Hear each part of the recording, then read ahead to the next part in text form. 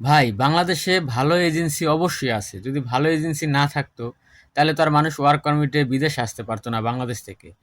ভালো এজেন্সি আছে বিধায় মানুষ বিদেশে ওয়ার্ক পারমিটে আসতে পারছে। কিন্তু খারাপের সংখ্যাটা বর্তমানে বাংলাদেশে প্রচুর পরিমাণে বেশি। আর এই জন্যই মানুষ প্রতিনিয়ত প্রতারিত হয়ে যাচ্ছে।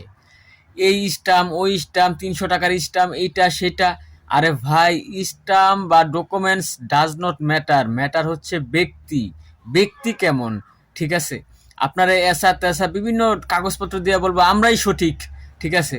আসলে ভাই, কাগজপত্র তো বিষয় না, বিষয়টা হচ্ছে তার মনের ভিতরে কি চলতেছে। সে কি শয়তান নাকি ভালো মানুষ? যদি সে মানুষের বাচ্চা হয়, তাহলে আপনি তার মাধ্যমে বিদেশে আসতে পারবেন, সে যেই এজেন্সির মালিক হোক, যেই দালাল হোক। আর যদি সে অমানুষ হয়, তাহলে আপনি কখনই বিদেশে আসতে পারবেন না, প্রতারিত হয়ে বসে থাকবেন। আর এই মানুষ চেনা আর না জানার মধ্যেই আমরা দ্বিধাদ্বন্দ্বে পড়ে যাই। আর আমাদের বাংলাদেশিরা যারা আছি, আমরা হচ্ছে ইমোশনালে বাঙালি। আমরা যদি একটু মিষ্টি কথা শুনতে পারি, তাইলে মনে করি সে জানি কি একজন, আর আমরা তার ভক্ত হয়ে যাই।